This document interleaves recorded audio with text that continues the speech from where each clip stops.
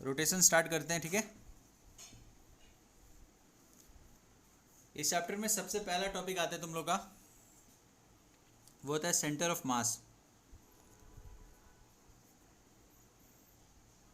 हर body का कहीं ना कहीं किसी न किसी पॉइंट पे सेंटर ऑफ मास होता है। जब उस बॉडी को हम घुमाते हैं सर्कुलर पाथ में, गोल गोल घुमाते हैं किसी भी ऑब्जेक्ट को, तो हर ऑब्जेक्ट का एक फिक्स पॉइंट होता है जो फिक्स रहता है और बाकी सारी चीज़ें घूमती रहती है। जैसे ये स्क्वायर हो गया, सर्कल हो गया, इन सब का फिक्स रहता है कि कहाँ पे सेंटर होगा। लेकिन कुछ ऑब्जेक्ट्स ऐसे होते हैं, जैसे मान लो एक हैमर जैसे शेप का ऑब्जेक्ट है, तो इसका तुम क्लियरली गेस कर सकते हो क्योंकि यहाँ पे ज़्यादा मास है और इधर थोड़ा कम मास है, तो इसका जो सेंटर ऑफ मास होगा वो थोड़ा सा ऊपर की तरफ होगा, इधर इस साइड में, इस ज़्यादा वाले मास की तरफ होगा, इसके ज़्यादा क्लोज होगा। तो ये सेंटर ऑफ मास, इसको सबसे पहले पढ़ेंगे हम। उसके लिए सबसे पहला वर्ड लिखो अपनी कॉपी में, rigid body. Write down rigid body.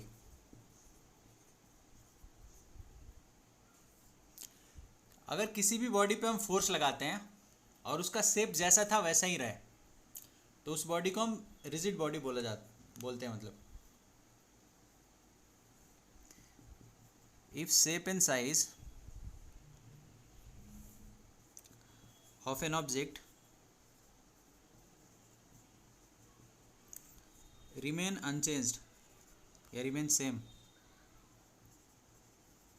after applying the force,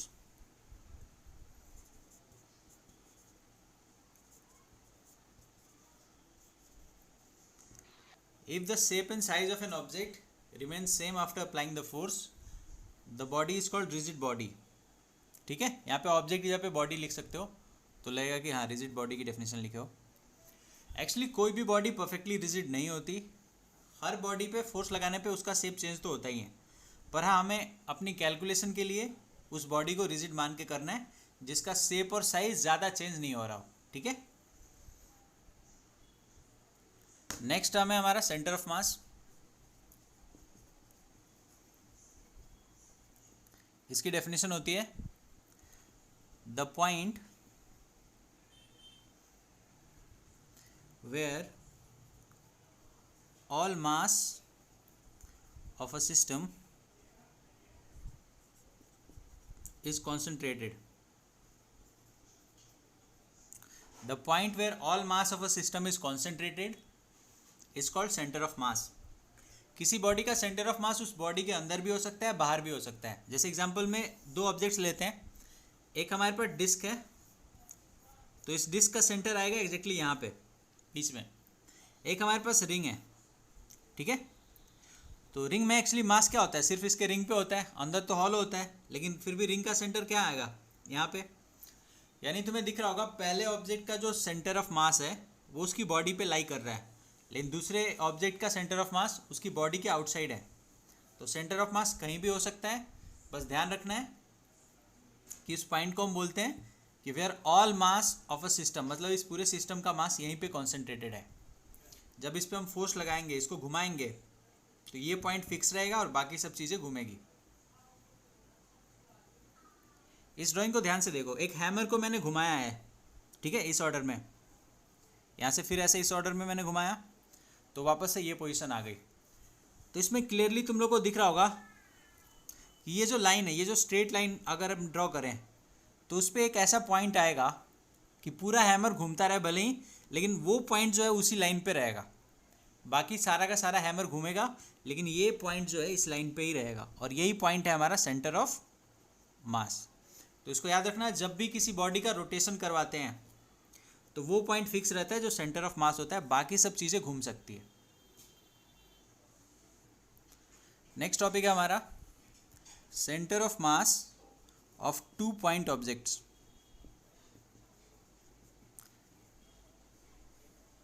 centre of mass of 2 point objects, इसके लिए क्या करेंगे, हम दो मासेज लेंगे, दोनों की लोकेशन अलग अलग होगी। पहला वाला मास है हमारा m1, दूसरा मास है m2। पहले वाले की जो लोकेशन है उसको हम r1 वेक्टर लिखेंगे, और जो दूसरे वाले की लोकेशन है उसके अकॉर्डिंग हम उसको r2 वेक्टर लिखेंगे।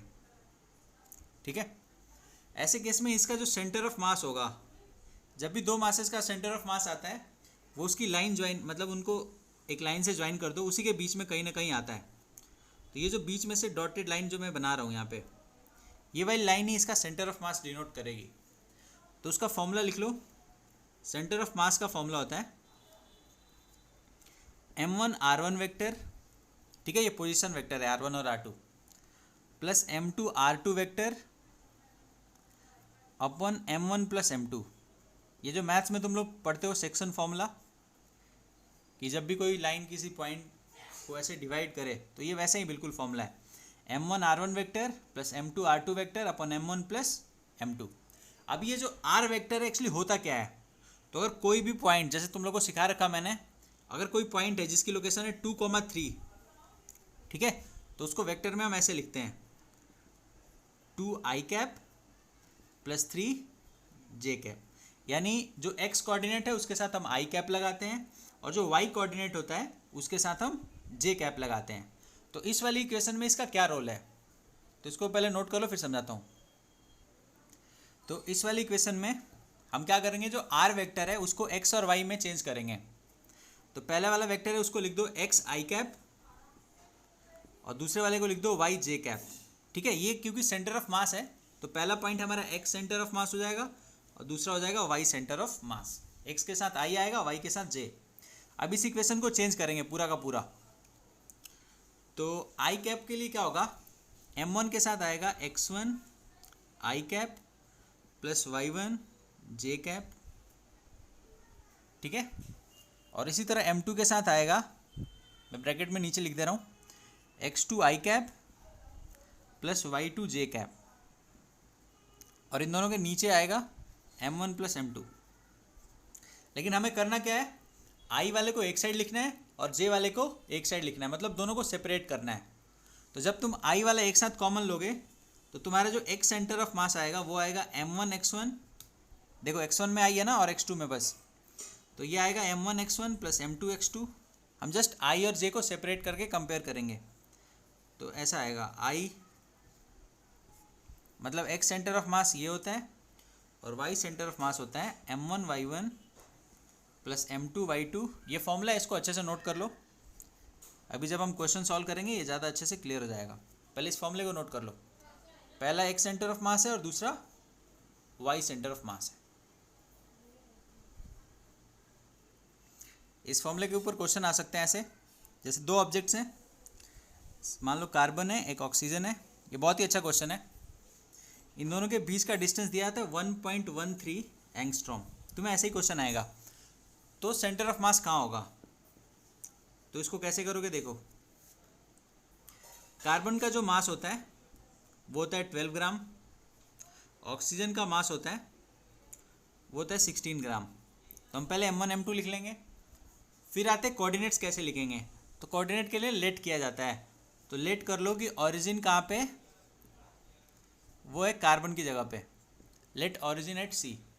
तो कार्बन को अगर ओरिजिन लेट करोगे तो ऑक्सीजन के जो कोऑर्डिनेट्स आएंगे वो आएंगे हमारे 1.13, ठीक है, क्योंकि इन दोनों के बीच का डिफरेंस है 1.13। तो दोनों कोऑर्डिनेट्स हम जल्दी जल्दी लिख लेंगे।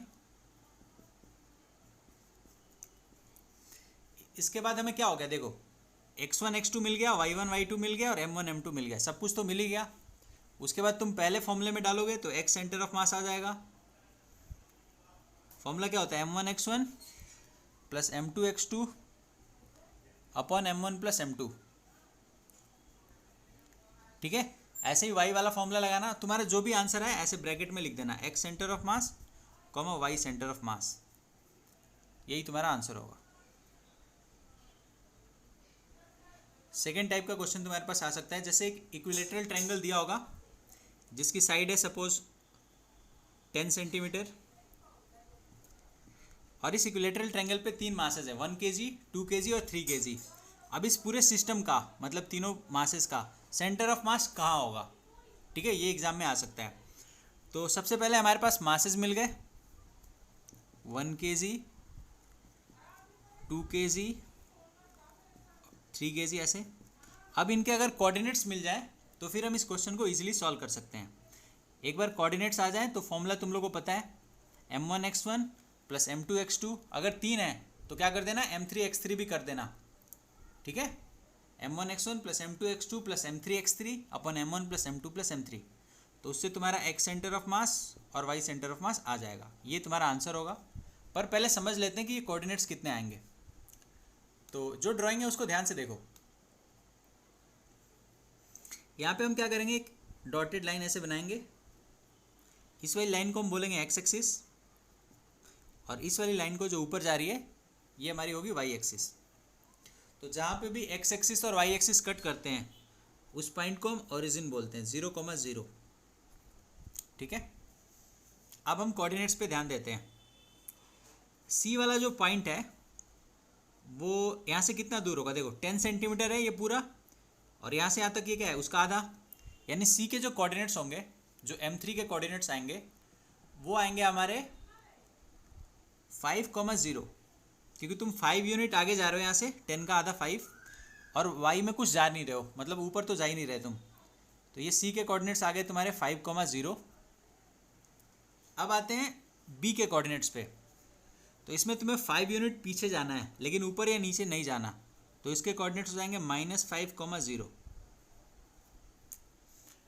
A का कोऑर्डिनेट निकालने के लिए थोड़ा सा कैलकुलेट करना पड़ेगा, क्योंकि x में तो तुम नहीं जा रहे हो, क्योंकि ना तो आगे जा रहे हो ये पॉइंट में, ना तो पीछे, ऐसे सिर्फ ऊपर जा रहे हैं हम।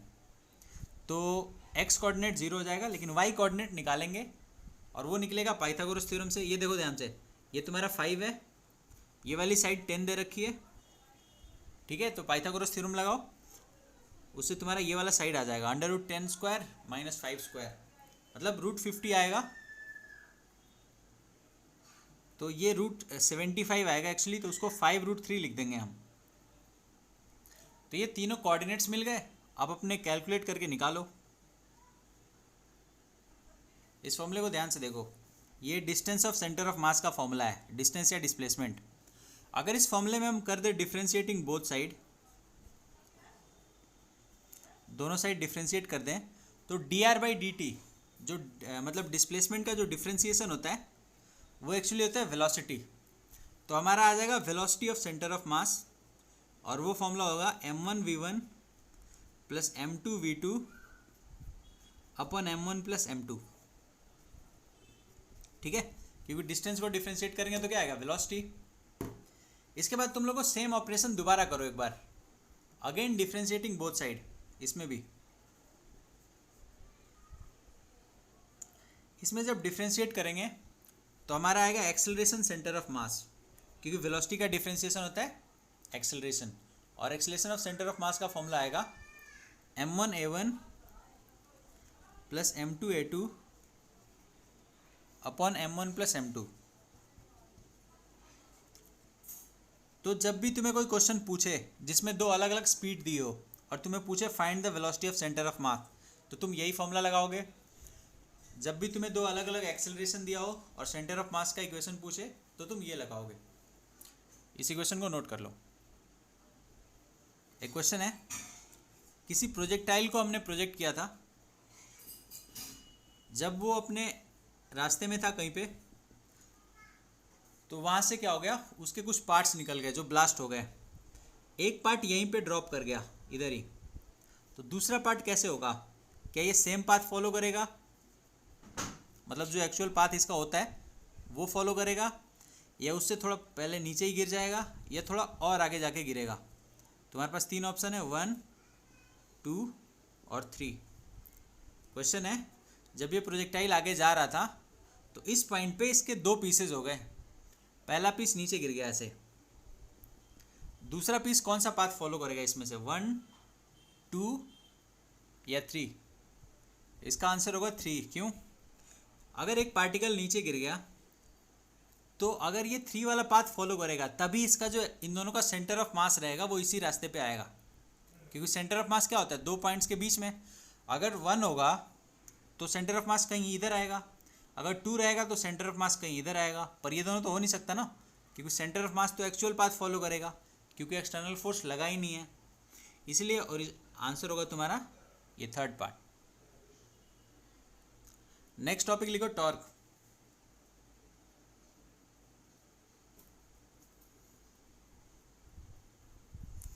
The turning effect of force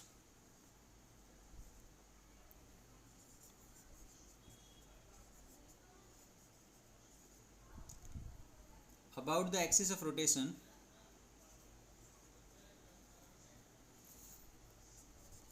the axis of rotation is called torque.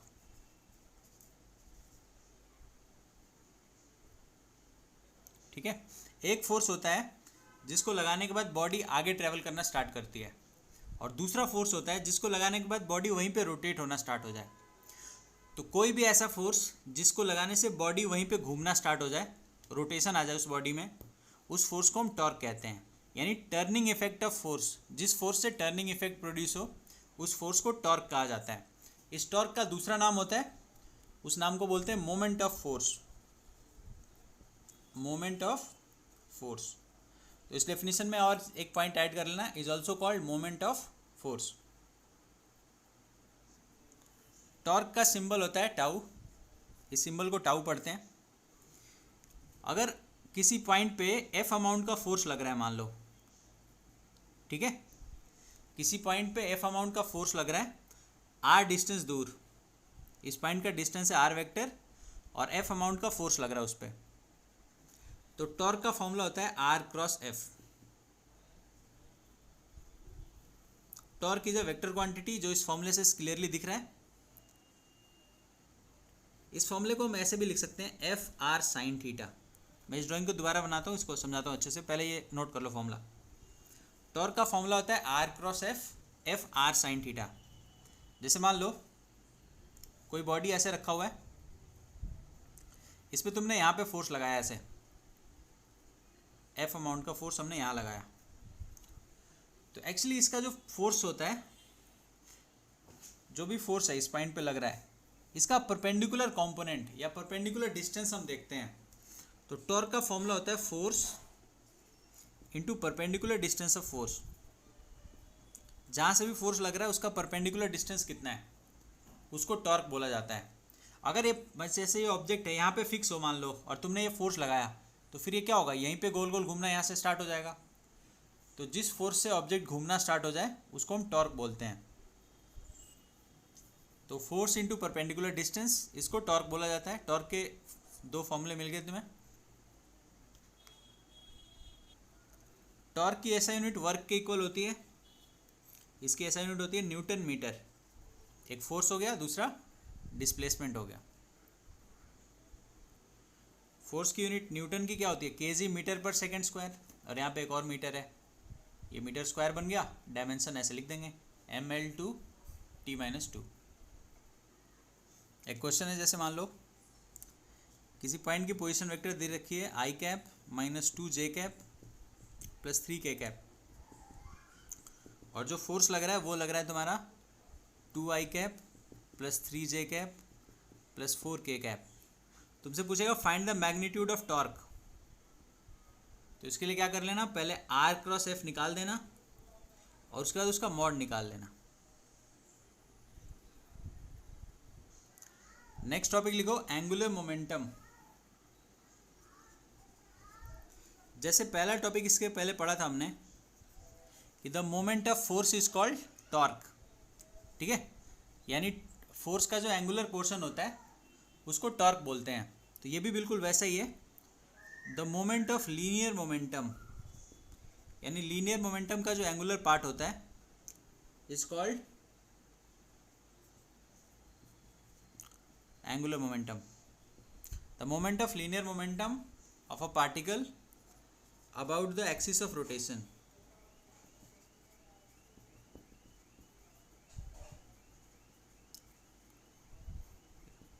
is called angular momentum। Note कर लो इसको।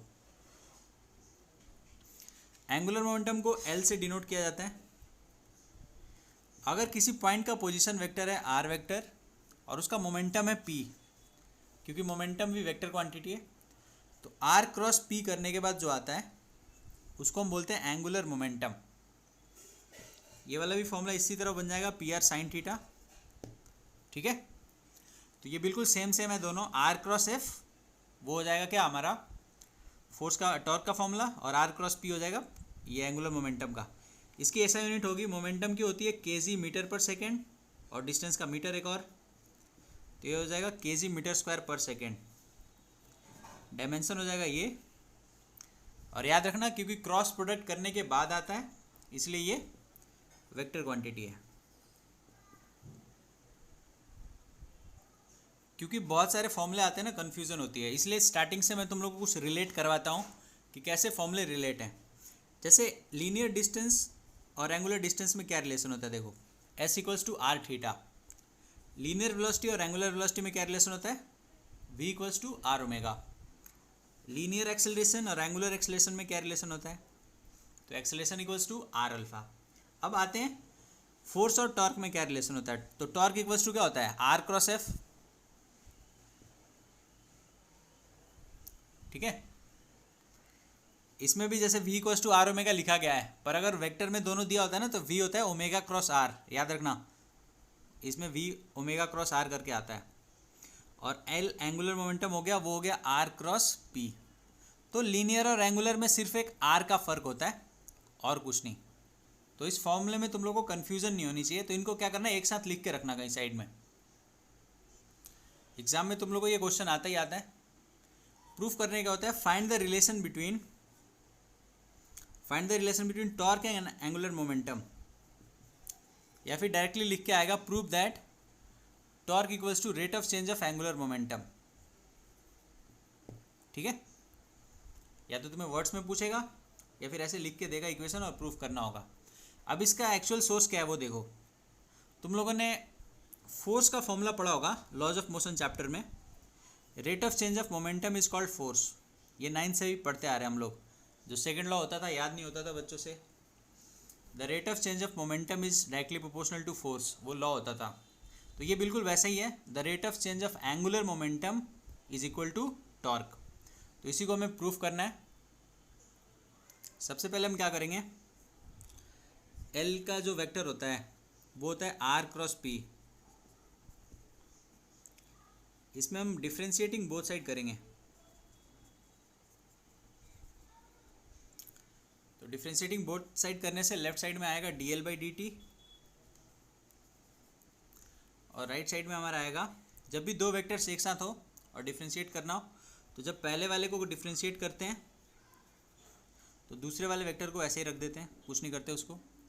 और जब दूसरे वेक्टर को डिफ्रेंशिएट करते हैं तो पहले वाले वेक्टर को एज इट इज़, ये डिफ्रेंशिएशन का रूल भी होता है।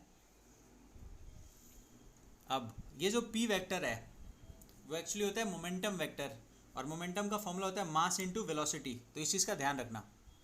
अब मुझे बताओ dr बाई डी टी जो है वो क्या है, rate of change of displacement. तो हम इसको लिख सकते हैं वेलोसिटी वेक्टर। और जो मोमेंटम है तो मोमेंटम को हम लिख देंगे मास इनटू वेलोसिटी वेक्टर। ये बहुत ही इंपॉर्टेंट स्टेप है, इसको ध्यान से देखना।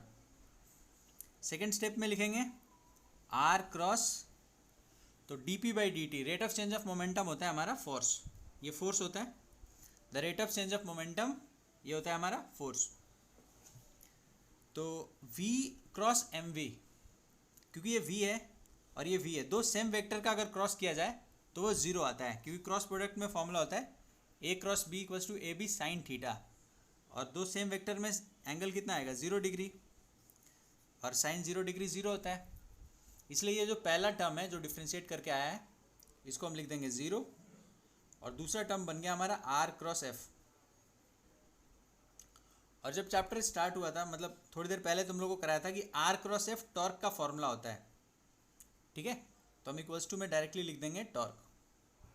टॉपिक का नाम लिखो मोमेंट ऑफ इनर्शिया।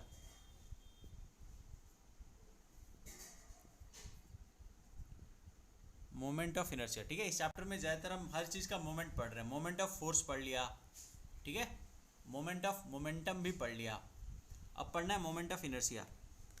अभी होता है क्या, समझो कोई ऑब्जेक्ट अगर रोटेट कर रहा है, ठीक है, मान लो कोई ऑब्जेक्ट है ऐसे और वो अपने एक्सिस पे रोटेट कर रहा है, ठीक है, तो उसके अगर वो रोटेट कर रहा है तो जब तक हम उसको बाहर से डिस्टर्ब नहीं करेंगे, यानी बाहर से कोई एक्सटर्नल टॉर्क नहीं लगाएंगे, तो वो जैसे रोटेट कर रहा था वैसे ही रोटेट करेगा। ठीक है, तो ये जो बॉडी की प्रॉपर्टी है जिसकी वजह से वो जिस स्टेट में है वैसे ही रहना चाहता है, उसको हम बोलते हैं मोमेंट ऑफ इनर्शिया। इसको आई से डिनोट किया जाता है। ठीक है, डेफिनेशन में क्या लिखोगे? If an object is rotating it will keep rotating if it is at rest. ठीक है, या तो रेस्ट पे रहेगा या रोटेट करेगा। तो ऑब्जेक्ट की इस प्रॉपर्टी को हम बोलते हैं मोमेंट ऑफ इनर्शिया, कि जब तक बाहर से तुमने टॉर्क नहीं लगाया तो इन्हीं दोनों में से कोई स्टेट होगा। अब इसका एक्सप्रेशन कैसे आता है, उसके लिए एक दूसरा पॉइंट है। अगर कोई m मास का ऑब्जेक्ट किसी एक्सिस के अबाउट रोटेट कर रहा है, यानी वो गोल गोल घूम रहा है इस पॉइंट के अबाउट, r डिस्टेंस है, इसके चारों तरफ ऐसे वो गोल गोल घूम रहा है। ठीक है, तो इसका मोमेंट ऑफ इनर्शिया हम I से डिनोट करते हैं। उसका फॉर्मूला होता है मास इंटू डिस्टेंस का स्क्वायर, mr स्क्वायर।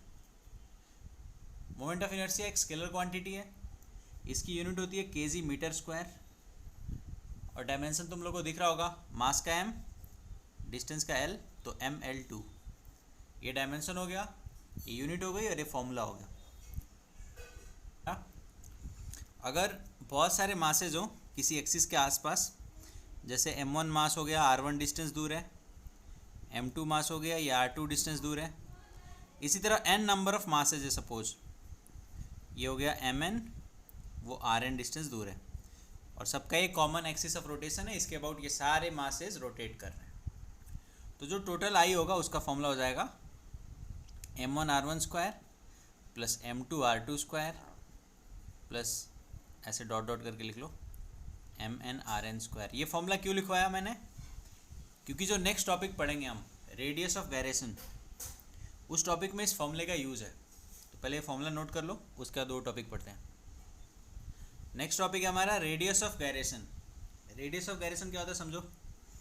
अगर बहुत सारे मासेज रोटेट कर रहे हैं, ठीक है, किसी सिस्टम के चारों तरफ बहुत सारे मासेज रोटेट कर रहे हैं, n नंबर ऑफ मासेज हैं, तो जो इन सबका टोटल मोमेंट ऑफ इनर्शिया है, अगर इसको हम कैपिटल M इंटू के स्क्वायर, मतलब m यहाँ पे कंबाइंड मास है, m1 plus m2 plus mn तक, ठीक है, अगर ऐसे लिखते हैं तो यहाँ से जो k की वैल्यू आती है उसी वैल्यू को हम बोलते हैं रेडियस ऑफ गायरेशन।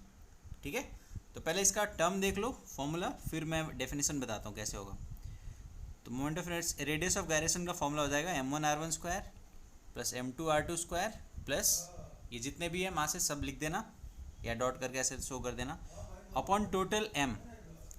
इस चीज़ को रूट के अंदर, स्क्वायर रूट के अंदर लिखो, तो तुम्हारा जो फॉर्मूला बनेगा ये बनेगा रेडियस ऑफ गायरेशन का। ठीक है, तो पहले फॉर्मूला नोट कर लो, फिर मैं डेफिनेशन बताता हूँ। रेडियस ऑफ गायरेशन में लिखो, इट इज़ द डिस्टेंस या it is the perpendicular distance from which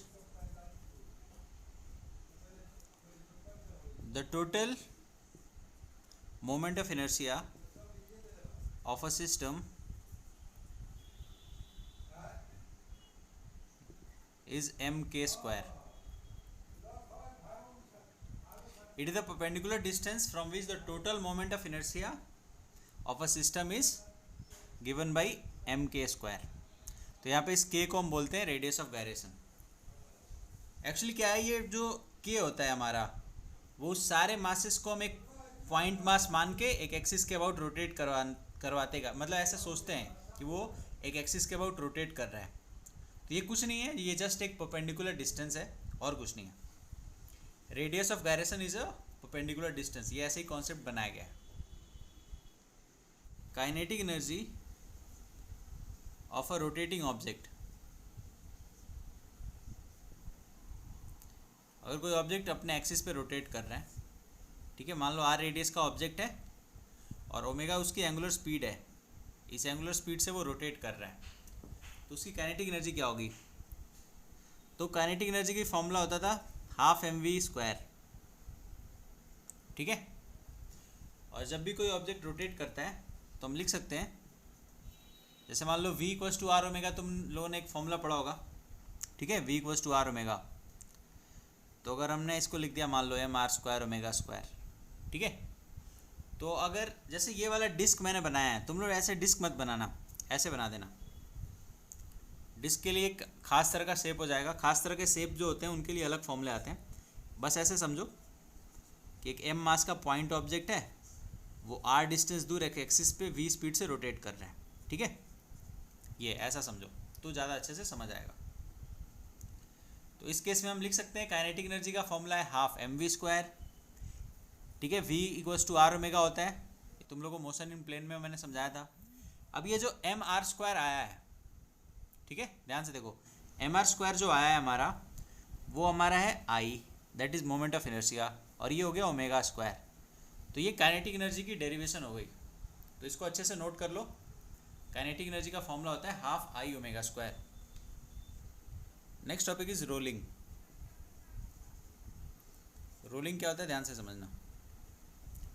अगर कोई ऑब्जेक्ट किसी सरफेस पे रोटेट भी कर रहा है किसी एंगुलर स्पीड के साथ, और वो आगे भी जा रहा है, ठीक है, सीधा भी जा रहा है लेकिन रोटेट करते हुए जा रहा है। जैसे एक बॉल लो और बॉल को ऐसे आगे घुमा के भेजो, तो क्या होगा, जब तुम बॉल को घुमा के आगे भेजोगे तो ये ओमेगा से रोटेट भी करेगा और वी से जाएगा भी।